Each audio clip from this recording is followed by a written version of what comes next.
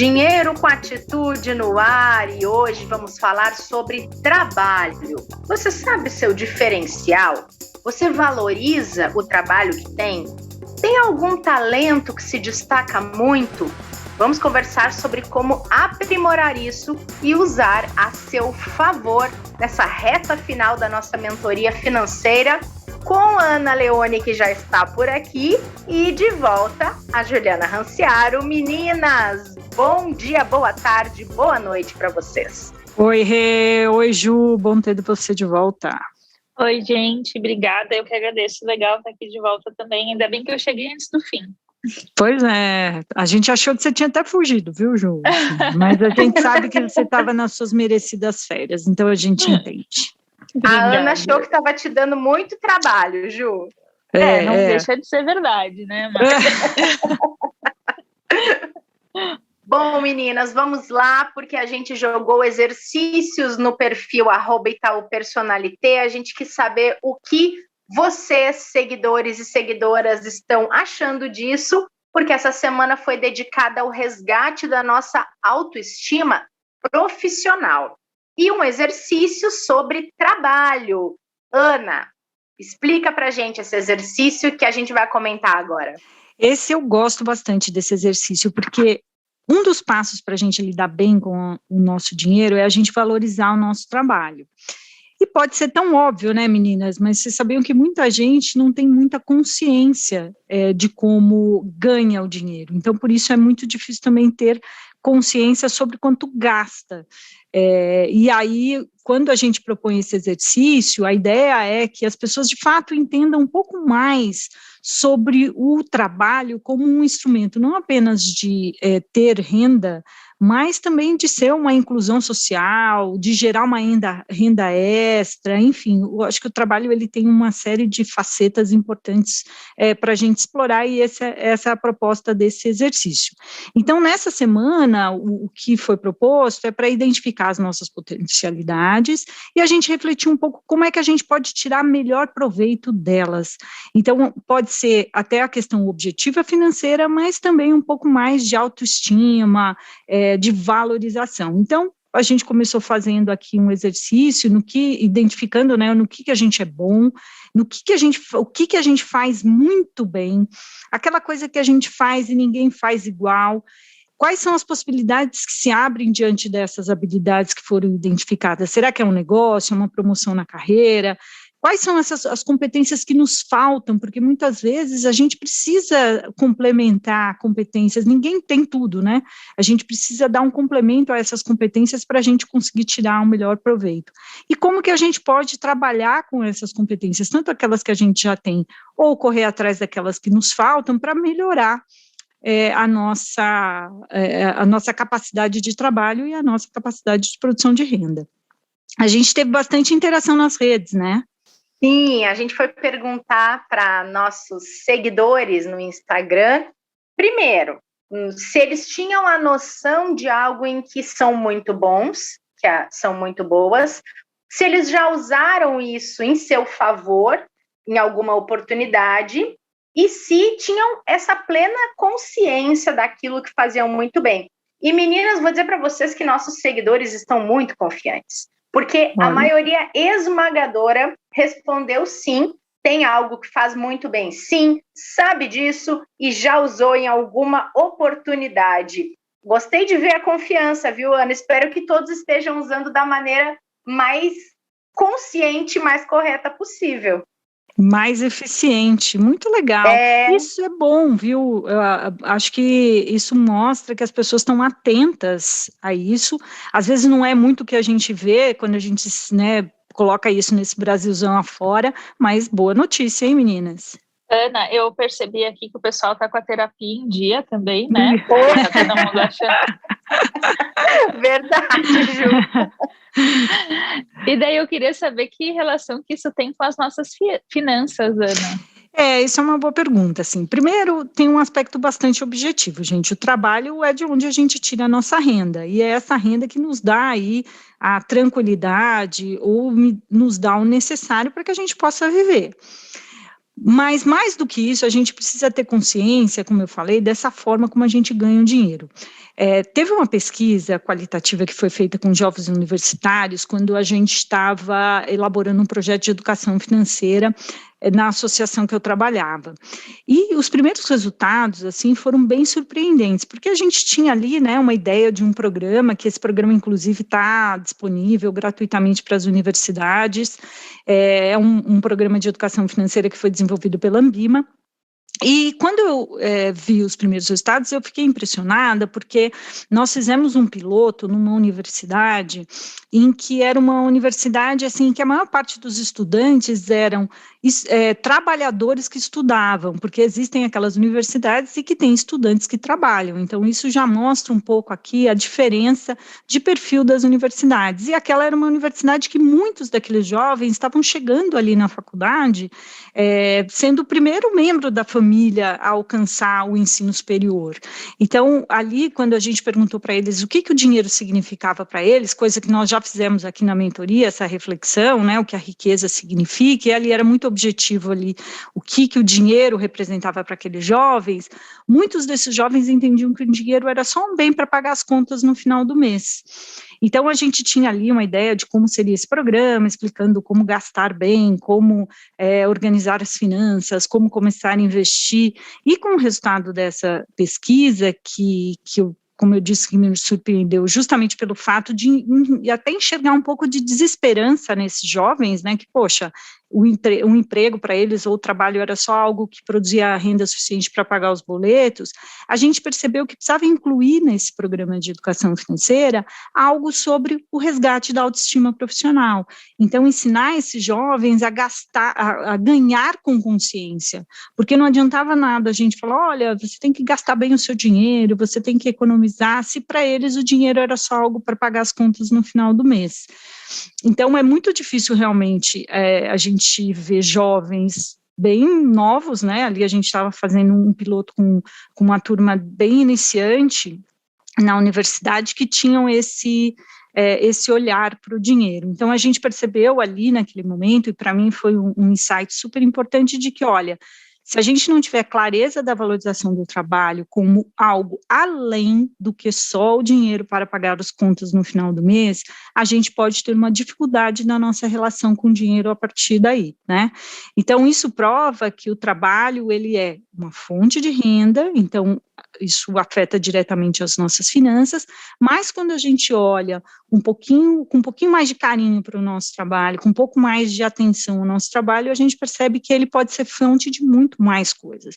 Uma fonte de consciência da produção do dinheiro, uma consciência daquilo que nós produzimos, no que a gente é bom, no que a gente pode fazer de melhor e que propósito que isso tem para as pessoas também. E a gente para prestar um pouco mais de atenção com a forma como a gente gasta o dinheiro. Então, o que adianta você trabalhar 50 horas por semana, adorar o que você faz, e olha que, assim, em todas as profissões, viu? E tem pessoas que não dedicam aí meia hora da semana para cuidar do dinheiro, para cuidar das finanças. Então, quando a gente olha esse desbalanceamento, alguma coisa está errada. E a gente pode responsabilizar um pouco desse desequilíbrio a falta de consciência na forma como a gente ganha o dinheiro. E eu acho que esse exercício, ele veio para mostrar também que nós temos competências que muitas vezes, num momento desafiador aí, a gente pode usar isso a nosso favor para que a gente possa melhorar a nossa fonte de renda, a gente ter aí um dinheiro extra mais consistente dentro do nosso orçamento também. Muito legal, Ana, essa pesquisa. É incrível como está cada vez mais desafiador o mercado de trabalho, né, Ana? E principalmente para as mulheres. Se a gente olha os números de desemprego, e a pandemia veio também para dar um pouquinho mais de tinta para essas estatísticas, a gente vê que realmente o cenário, até se olhar assim, dá até um desânimo um pouco, né? Porque, de fato, a gente tem um número grande de desempregados, Mas, independente dessas estatísticas, o que a gente percebe é que o mercado de trabalho ele tem mudado um pouco. A gente vê que talvez os empregos eles sejam mais difíceis, mas a gente tem o trabalho aí, que é algo que a gente pode se renovar e pode, como proposto no exercício, extrair talvez de competências nossas, algo que possa servir como sendo uma carreira, um trabalho e não necessariamente um emprego. E quando a gente está falando das mulheres, de fato é mais desafiador mesmo. Eu escrevi uma coluna sobre isso lá no Valor Invest, falando que, olha, se a gente olhar, as mulheres elas têm uma empregabilidade menor que a dos homens, o nível de desemprego das mulheres é maior, a remuneração média da mulher é menor, até nesse levantamento que eu fiz para escrever essa coluna, era 27% a menos, em média, do que os homens. E se a gente olhar as responsabilidades que as mulheres vêm assumindo, é maior, cada vez mais estão às frentes dos lares, isso eu estou falando do Brasil de uma forma geral. Então, muitas mulheres, elas acabam tendo que empreender, e é curioso também, uma vez eu li um artigo sobre isso, que os homens, eles empreendem porque querem, né, poxa, eu vou abrir um negócio, vou lá fazer e tal, e muitas mulheres empreendem por necessidade, então muitas vezes se vê ganhando menos e precisam empreender para complementar a renda, se veem, às vezes, por conta do período de maternidade, tendo que virar uma própria empresa, né, e isso tem ganhado mais espaço, quando a gente está falando desse empreendedorismo individual, que é quando você faz de você mesmo o seu próprio negócio, e isso acaba ficando ainda mais desafiador quando a gente fala das pessoas com mais de 50 anos, porque a gente vai ter que alongar a nossa carreira um pouco mais, seja por opção, né, poxa, eu vou viver mais, então eu vou ficar mais tempo na vida laboral, ou mesmo para muitos, infelizmente, por necessidade, que vão ter que trabalhar para produzir renda por mais tempo. Então, é bem desafiador mesmo o cenário. Ana, queria aproveitar esse assunto para pedir para você compartilhar um pouquinho do seu processo de transição de carreira, porque você tomou essa decisão e começou a executar a sua decisão faz bem pouco tempo, né? Foi um processo mesmo. E o que me motivou a fazer isso foi justamente esses desafios que eu trouxe aqui, ou seja, a gente olha o emprego de uma maneira mais desafiadora, né? Essa é a palavra que a gente está usando aqui. A gente vê as pessoas vivendo mais, então elas têm que pensar o que elas querem fazer por mais tempo. E tem que desenvolver novas habilidades mesmo, gente, se a gente quiser dar uma longevidade à nossa carreira e para ter mais satisfação ou continuar com a satisfação, se sentindo útil, se sentindo inserido no mercado de trabalho, produtivo, né, se sentir produtivo, e seja para a gente também continuar produzindo renda por mais tempo. Então, esse processo que eu fiz, ele começou um tempo atrás, já pensando justamente isso, como eu iria dar mais um fôlego aí para a minha carreira. Então, foi um processo que levou em consideração 3 aspectos que eu acho que são aspectos importantes quando a gente está fazendo, no meu caso, uma transição de carreira. E que também, no fundo, eu parti para empreender, né, que é o que, como eu falei, o empreendedorismo individual tem ganhado bastante espaço, dado esse aspecto todo aí desafiador que a gente tem. Então, o primeiro aspecto importante que uma pessoa precisa fazer e cuidar quando está falando de uma transição de carreira ou de um prolongamento da sua carreira é o aspecto financeiro, né, gente, que é a nossa praia aqui. Então, a gente tem que definir uma meta financeira para que ao atingir essa meta, a gente tenha a liberdade de poder escolher para onde a gente quer ir. Então, o primeiro aspecto que eu cuidei foi esse. Bom, quanto eu preciso ter para poder fazer uma transição, levando em consideração que eu teria uma instabilidade maior na minha renda, por motivos óbvios, né? Eu trabalhei a vida inteira no mundo corporativo. Para que eu conseguisse ganhar menos, enfim, né, aquelas coisas que a gente leva em consideração. Então, o primeiro aspecto é o financeiro, e ele é bastante objetivo, a gente até acha que muitas vezes ele é o mais difícil, pode ser, mas ele é bem objetivo, é um número que você alcança, com maior ou menor esforço. Acho que uma segunda frente importante que a gente tem que cuidar num processo de transição ou de avaliação da nossa vida profissional é a questão profissional em si. Ou seja, o que foi o exercício dessa semana? No que a gente é bom, o que eu posso usar isso a meu favor para transformar isso numa carreira, numa fonte de renda? O que eu preciso desenvolver, o que eu preciso estudar. No meu caso, dos meus objetivos de carreira é atuar em conselhos de administração, então eu fui fazer um curso, estou correndo atrás de uma certificação a respeito. Então tem um aspecto profissional que você precisa entender o que é que você quer fazer, né?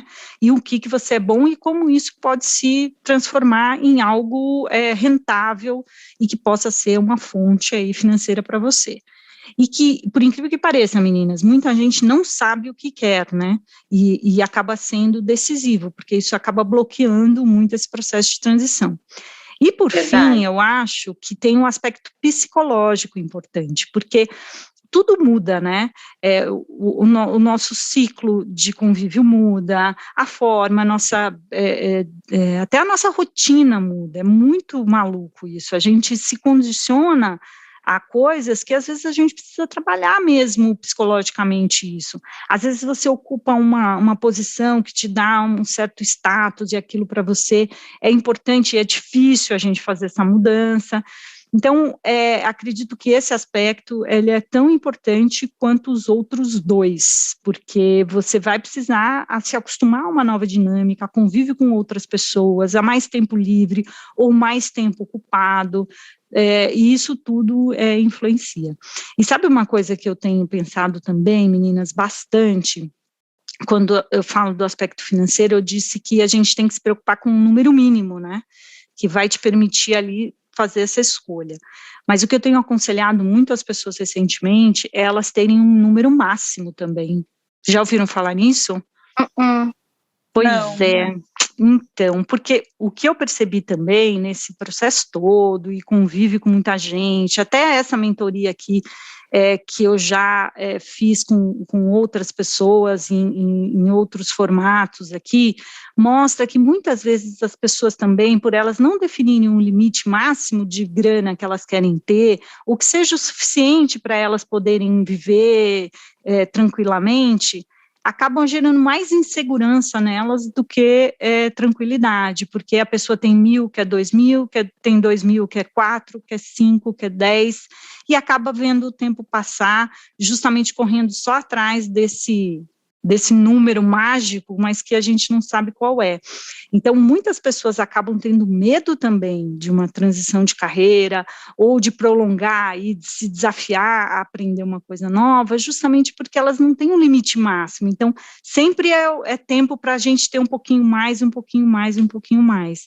E não à toa a gente vê pessoas aí bem-sucedidas, né, muito bem financeiramente, mas que queriam muito ter feito outra coisa da vida. Lembra daqueles sonhos lá, que a gente falou, dos sonhos dos outros, que a gente acaba não querendo muito, às vezes, peitar um objetivo, às vezes é isso, a gente não conseguir também ter essa segurança financeira e que, objetivamente, ela já está garantida, mas psicologicamente ela ainda não foi trabalhada. Muito legal, Ana. Semana que vem vai ser a nossa última conversa aqui dentro dessa mentoria financeira, né? E eu já estou aqui me perguntando qual que vai ser esse exercício dessa fase, que eu já voltei das férias preparada, viu? Olha, não é que passou super rápido, meninas? Não estou acreditando, assim, muito hein? rápido, nossa. Bom, acho que assim, na semana que vem a gente vai fazer um balanço geral e dos principais aprendizados disso tudo, mas hoje o exercício que fecha aqui a nossa mentoria, ele não deixa de ser um apanhado disso tudo que a gente fez, praticou, refletiu aí nessas últimas semanas. Então, a proposta para esse último exercício aí, para essa semana, para os nossos ouvintes, é a gente sair da inércia, a gente parar de procrastinar e a gente começar a realmente colocar todos aqueles objetivos que há tanto tempo a gente quer tirar do papel, mas a gente acaba não conseguindo. Então, a gente já fez aquele exercício de ter um objetivo para os próximos 30 dias, até o final do ano, e um para um pouco mais de longo prazo, etc. Mas quando a gente define um objetivo, muitas vezes a gente acaba deixando, vamos deixar para segunda-feira, segunda-feira que vem eu começo, aquela coisa toda, né? Então, a gente até sabe que é uma tarefa que a gente pode até cumprir bem, que é fazer a nossa meta, ter um plano, mas às vezes a gente sempre dá aquela empurradinha com a barriga.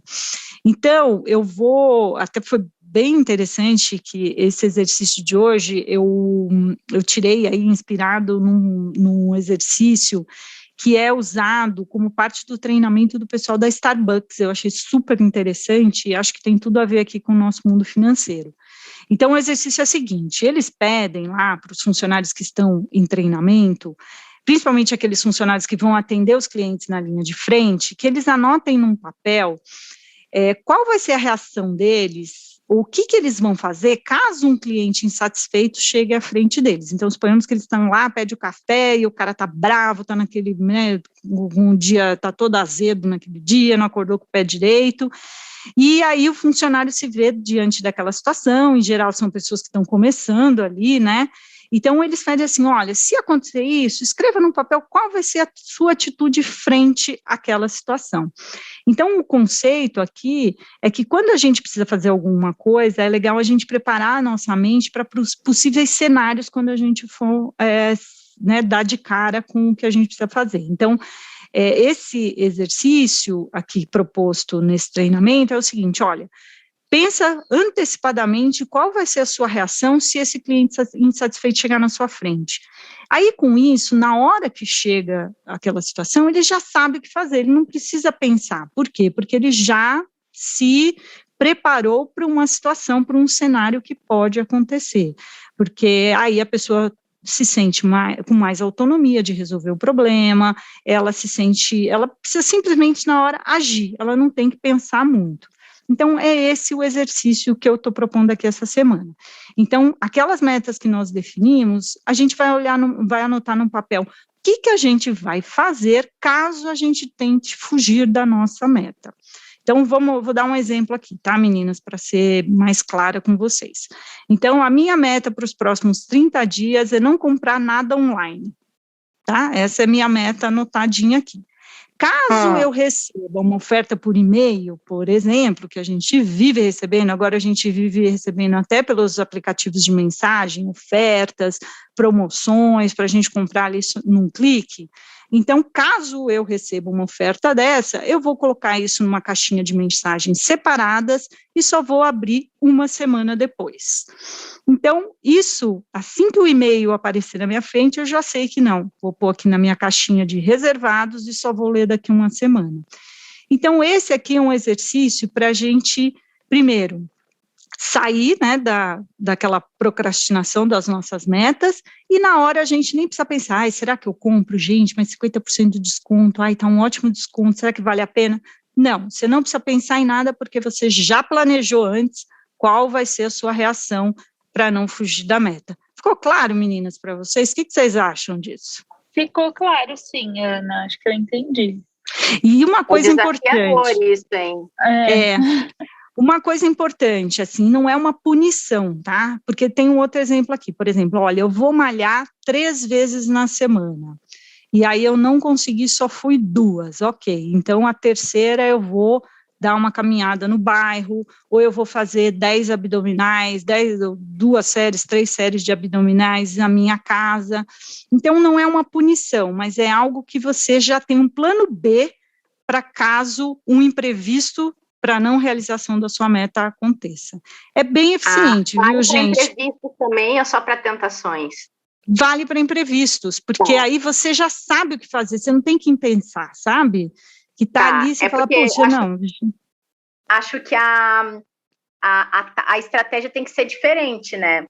Para, por exemplo, esse exemplo que você trouxe de não comprar nada online, quando chega o e-mail, tira da frente.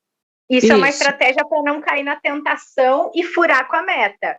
Agora, se no meio do caminho veio alguma coisa que você precisou usar um dinheiro que tinha outra finalidade, talvez dá para tentar uma estratégia de remanejar aquele planejamento, né? Mais ou menos isso? Exatamente. Tem um outro exemplo que pode ser o seguinte, olha, essa semana eu vou fazer sobrar R$200 do meu orçamento.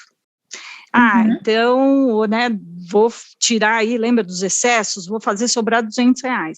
Se algum imprevisto acontecer, na semana que vem eu vou pegar o dinheiro extra que eu tive que usar para esse imprevisto e guardar na semana que vem.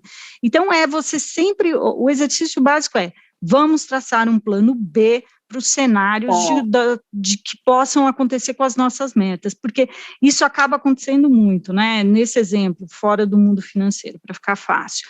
Olha, eu fiquei de malhar 3 vezes na semana, puxa, hoje já é quarta-feira, eu não consegui ir, deixa para a semana que vem. Não, poxa, se isso acontecer, porque é comum mesmo, às vezes a rotina, a gente tem uma reunião de última hora, a gente acaba não conseguindo, poxa, qual é o substituto para isso? O que eu vou fazer para não deixar a minha meta por água abaixo ou minimizar? Então, poxa, tá bom, hoje já é quarta-feira, eu não fui, então hoje eu malho um pouco em casa e na sexta-feira eu vou, e aí eu fico 10 minutos a mais, por exemplo. Né? Então, isso ajuda a gente só na hora ter que agir, sabe? A gente ligar aquele automático e não ter que ficar pensando nos cenários, isso ajuda bastante a gente agir mais e procrastinar menos. Muito bom.